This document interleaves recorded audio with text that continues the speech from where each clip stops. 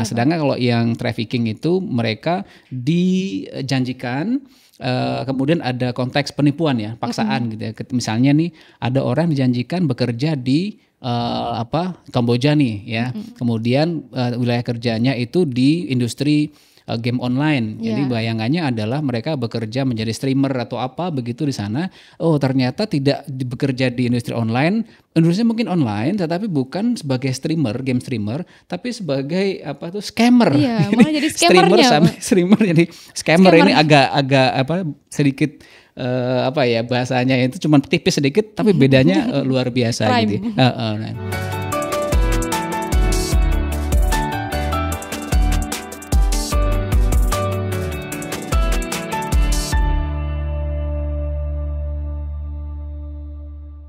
Assalamualaikum warahmatullahi wabarakatuh.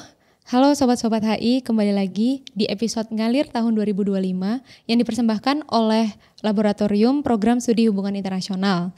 Nah, kali ini saya, Eliana, dosen HI UII, juga ditemani nih oleh dosen pertama kita, oleh pembangun HI UII, yaitu Bapak Irawan Jati. Selamat pagi Bapak Jati. Selamat pagi Apa Miss kabar Eliana. Bapak? Sehat, baik. Gimana kelasnya?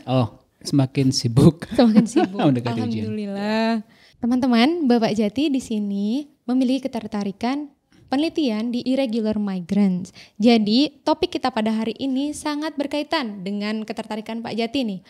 Kita tahu ya sekarang ini bahwa isu-isu mengenai irregular migrant, terutama perdagangan manusia dan juga penyelundupan manusia lagi naik-naiknya nih, apalagi di Southeast Asia atau di Asia Tenggara. Kita lihat karena fenomena ini dibantu dari perkembangan zaman. Kemudian adanya digitalisasi dunia yang memudahkan akses informasi menyebar kemana-mana. Sehingga ini memberikan akses kepada masyarakat mengetahui nih bagaimana nih informasi pekerjaan di luar negeri. Kemudian akses yang lebih mudah memberikan informasi bahwa ternyata ada nih sumber yang bisa diambil di luar negeri, yang kemudian keuntungannya itu lebih besar daripada Indonesia. Dan kita tahu sendiri Indonesia saat ini juga sedang krisis ketenaga kerjaan atau kurangnya akses terhadap kesempatan bekerja. Jadi banyak sekali masyarakat yang memanfaatkan informasi-informasi mengenai tawaran pekerjaan, kemudian gaji yang lebih tinggi dibandingkan Indonesia untuk diraup, kemudian memanfaatkan berbagai cara untuk berpindah ke luar negeri. Nah, ini Pak Jati kan sebagai ekspertisnya nih di hal ini. Boleh diceritakan nggak Pak bagaimana perkembangan tren irregular migrant saat ini di Southeast Asia terutama? Baik, terima kasih Mbak El. Ini Mbak El juga punya ketertarikan di bidang yang sama dengan saya di migrasi atau irregular migration ya, karena ada dua jenisnya. Jadi kalau kita lihat perkembangannya mungkin kita coba diskusi ini ya Mbak El. Kasus terakhir ya, yang melibatkan warga negara Indonesia yang beberapa waktu yang lalu itu ditemukan ya beberapa orang, bukan beberapa, banyak ya, ratusan orang. Jadi ada beberapa warga negara Indonesia ya yang menjadi korban TPPO atau tindak pidana perdagangan orang. Dan yang terakhir kemarin bahkan ada yang meninggal ya, menjadi korban yang katanya menjadi korban perdagangan ini organ ya. Jadi ada organ bagian dalamnya yang diambil. Nah, ini sangat disayangkan. Kenapa? Karena kejadiannya terjadi di negara tetangga kita di ASEAN ya, di Kamboja begitu. Jadi data dari Kementerian Luar Negeri pada saat ini ternyata memang banyak warga negara Indonesia yang berada di sana, baik itu untuk bekerja ataupun untuk sekedar berwisata atau studi. Jadi kalau dilihat dari datanya ada sekitar 100.000 lebih sekarang. Nah, di kasus yang terakhir kemarin per 2025 ini Kementerian Luar Negeri itu berhasil memulangkan lebih dari 400 WNI ya yang terduga menjadi korban TPPO, sehingga jumlah ini itu tidak sedikit. Nah, kalau dilihat ke belakang, kita tarik dari kasus yang sebelumnya, misalnya dari 2001 misalnya, itu mungkin Kemlu mungkin sudah ada menyelamatkan lebih dari 1.000 1.000 ya Pak. WNI yang itu dipulangkan ya ke Indonesia begitu. Jadi ini sebuah jumlah yang tidak sedikit. Nah, kira-kira perkembangannya begitu. Jadi banyak warga Indonesia yang menjadi korban, tetapi ada juga warga Indonesia juga menjadi pelaku. Nah, nanti mungkin kalau ada waktu kita bisa bahas. Kalau dalam konteks migrasi itu kan kita kenal ada yang namanya tadi ya, tindak pidana perdagangan, atau kalau dalam bahasa Inggrisnya itu kan human trafficking. Nah, kalau pasangannya nih ya, itu kan ada yang disebut dengan penyelundupan orang, atau dalam bahasa Inggrisnya itu smuggling. Nah, ini Mbak El mungkin bisa cerita nih, bedanya apa sih antara trafficking sama smuggling, gimana itu Mbak? Oke, menarik ya tadi Pak, ternyata memang jumlah angka fantastis, sampai 1.000 itu dipulangkan, itu benar-benar memprihatinkan. Jadi selain adanya perdagangan juga ternyata ada penyelundupan. Kalau perdagangan ini memang terkait dengan yang tadi Pak Jati jelaskan bahwa adanya eksploitasi. Kalau perdagangan sangat berkaitan dengan eksploitasi, di mana perdagangan merupakan tindakan memaksa orang lain untuk melakukan sesuatu, untuk dieksploitasi bekerja, untuk dieksploitasi sebagai pekerja. Bahkan untuk perempuan dan anak-anak seringkali dikaitkan dengan pekerja seks komersial. Jadi ini terjadi, apalagi Indonesia dikatakan oleh Departemen State of United States itu menjadi negara ketiga paling banyak mengirim atau menerima human trafficking, penyelundupan dan lain-lain begitu. Kalau kita kaitkan dengan penyelundupan ini biasanya lebih teknisnya gitu Pak. Jadi kalau tadi perdagangan itu berkaitan dengan eksploitasi, jadi ada permintaan secara paksa terhadap korban, tapi penyelundupan ini korbannya ini secara sukarela ingin berpindah, tapi dengan melalui jalan yang non prosedural atau tidak sesuai dengan hukum Indonesia. Jadi memang menempuh segala cara ya Pak untuk mendapatkan apa yang menjadi driving factors atau yang menarik mereka ke negara lain. Ini juga sangat memprihatinkan bahwa angka di tahun 2024 dikatakan oleh Bapak Mahfud MD, mantan Menko Polhukam kita, di tahun 2024 itu sekitar 9 juta pekerja migran kita di luar negeri. Tapi dari itu angka dunia, itu ya. Tapi dari angka itu ada 4.500.000, sekitar 4.500.000 itu merupakan korban penyelundupan. Jadi berpindah melalui jalur non prosedural. Ini juga angka yang sangat fantastis kan, sekali. Jadi memang juta, ini sangat memprihatinkan. Itu berarti mereka butuh orang ketiga ya, ya Mbak betul, Eli, yang kita sebut sebagai penyelundup gitu ya. Dan orang-orang ini memang menjual jasa biar WNI ini yang ingin bekerja, misalnya ke Malaysia begitu ya, atau ke ke Korea atau ke Hong Kong begitu, itu menggunakan jasa pihak ketiga ini agar mereka bisa bekerja dan dikirim ke sana begitu ya. Untuk yang konteksnya yang smuggling ini tadi ya. Betul, jadi tapi mereka ini sukarela gitu ya.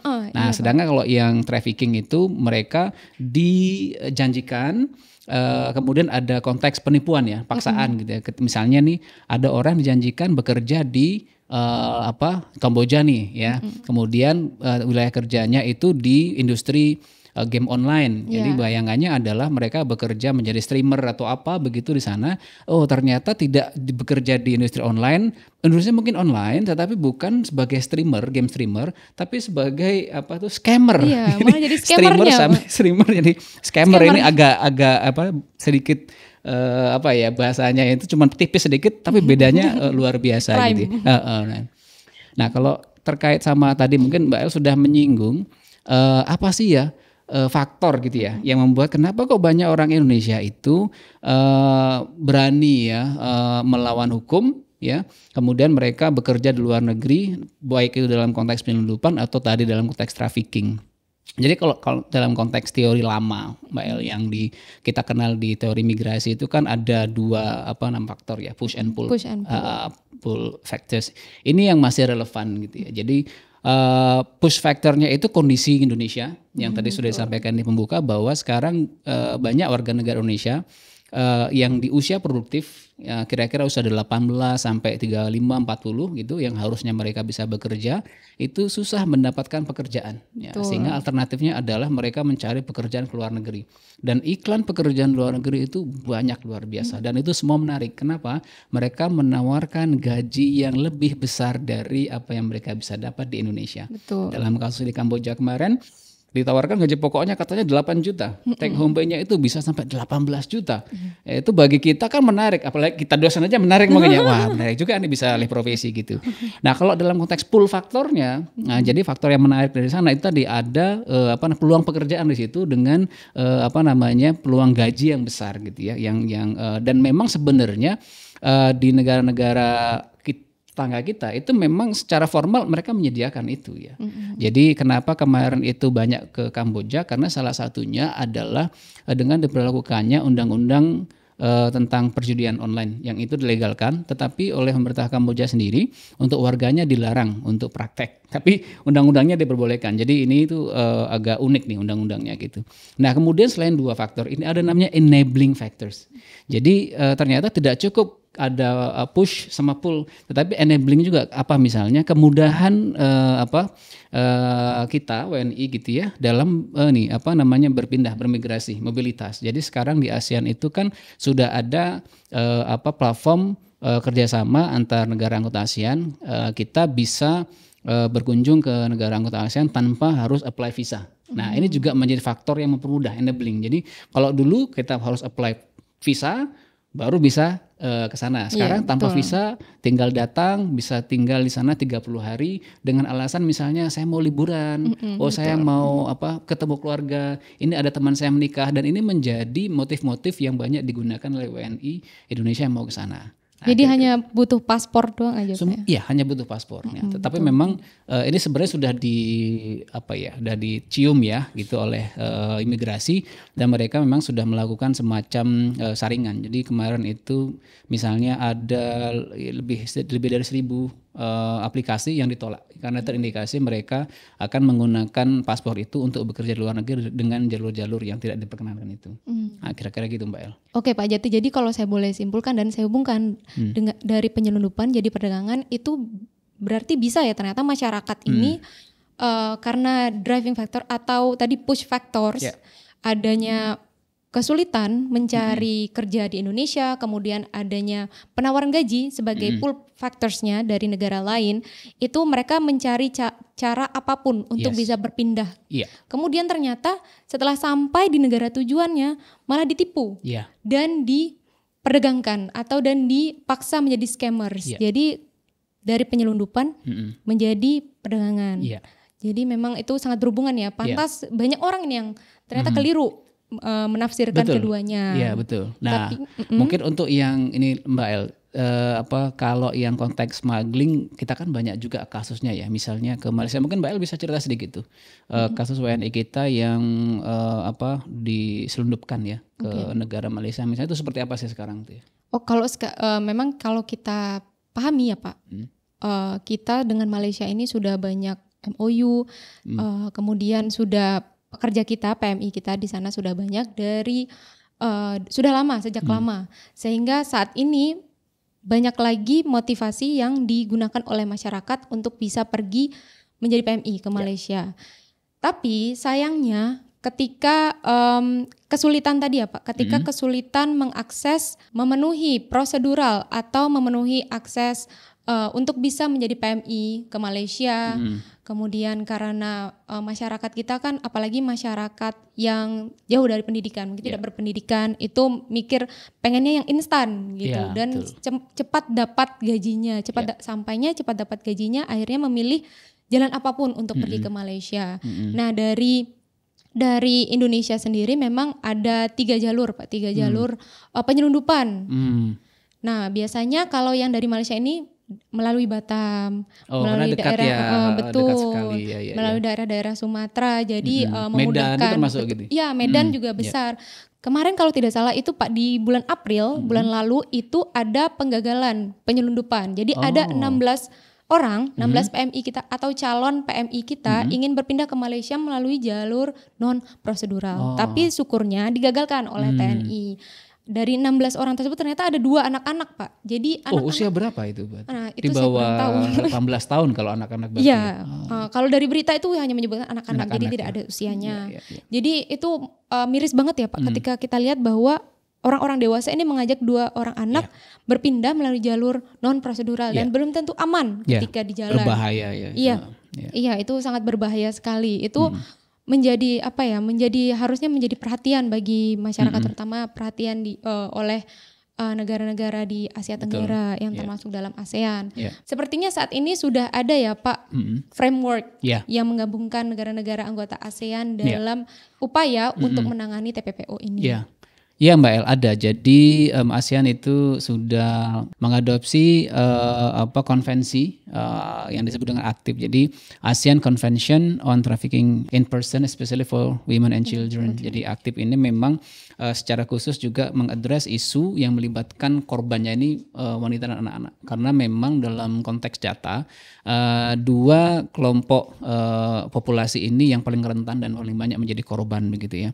Nah, ini sudah disepakati kalau tidak salah sejak 2015 dan ini menjadi platform kerjasama negara anggota ASEAN untuk mencegah, kemudian menangani secara hukum, ya, kemudian melakukan perlindungan terhadap korban.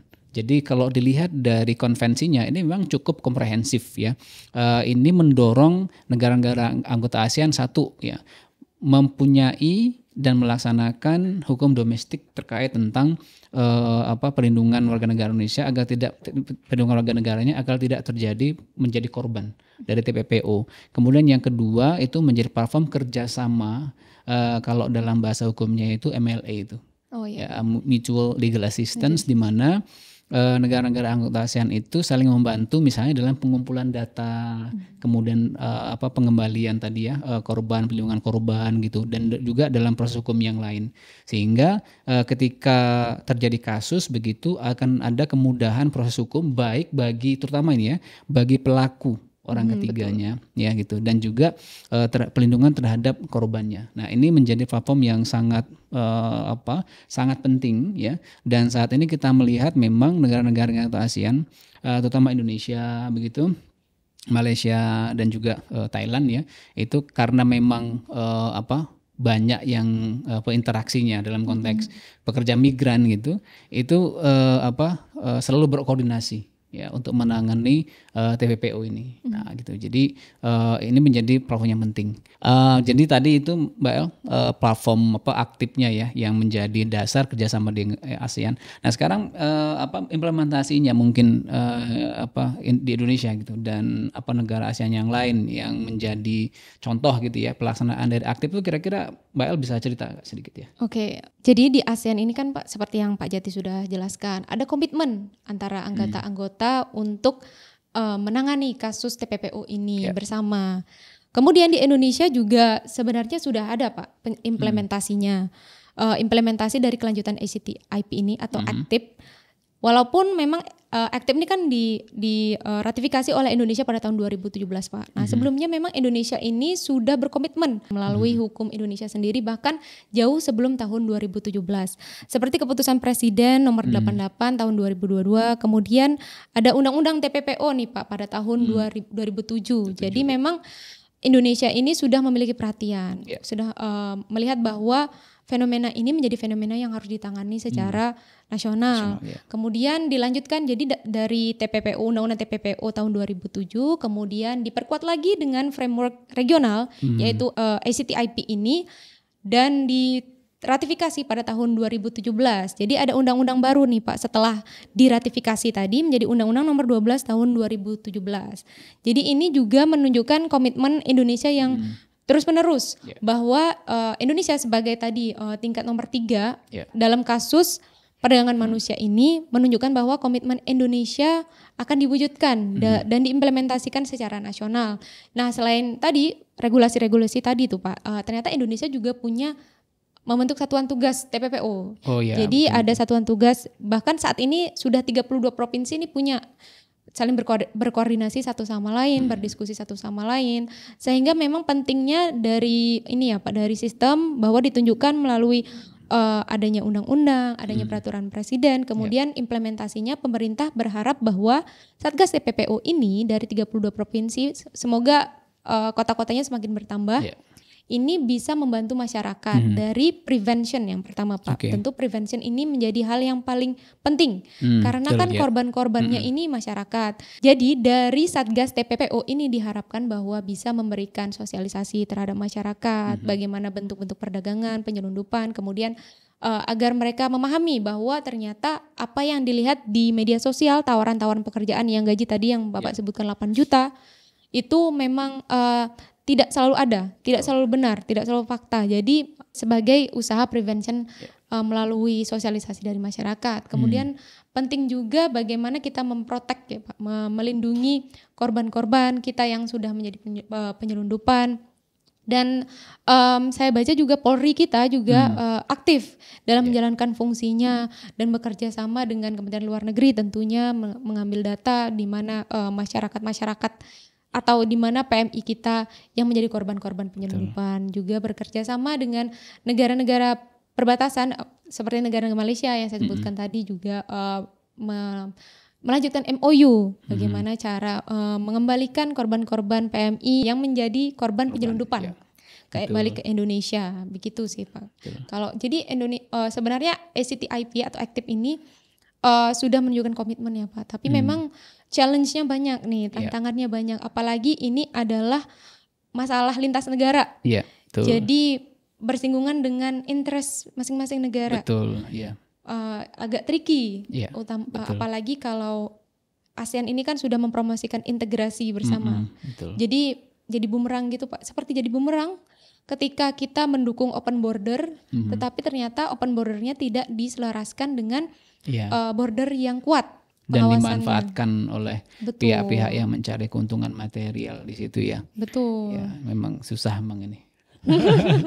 Memang ini menjadi PR besar ini Pak ya, negara-negara di Asia Tenggara, apalagi kita kan banyak negara-negara rentan, kelompok-kelompok rentan, perempuan, anak-anak juga menjadi mayoritas korban. Nah gitu ya Pak, jadi memang ini masalah yang harus ditangani bukan hanya di Asia Tenggara juga, bukan hanya ASEAN maksud saya, tetapi seluruh dunia, masyarakat internasional. Begitu. Kalau dari obrolan kini ada ya nggak yang mau ditambahin Pak? Hanya sedikit ya Mbak El. Jadi pada tahun 2023 kemarin kepala negara dan pemerintahan di ASEAN itu juga menyepakati sebuah kesepakatan yang menyatakan bahwa dengan perkembangan teknologi ini juga membuat penanganan terhadap TPPU ini juga semakin challenging karena ternyata sekarang salah satu enabling faktor kenapa banyak masyarakat yang kemudian tertarik kerja di sana itu karena mereka menerima informasi dari media. Nah, ini menggunakan teknologi informasi. Nah, ini 2023 para pemimpin ASEAN sudah membuat deklarasi untuk mengupayakan bahwa kita semua akan combating gitu ya against the misuse of technology untuk digunakan sebagai media rekrutmen TPPO. Jadi ini sepertinya kemarin belum masukkan di dalam aktif. Sehingga tahun 2023 kemudian disepakati dalam bentuk deklarasi.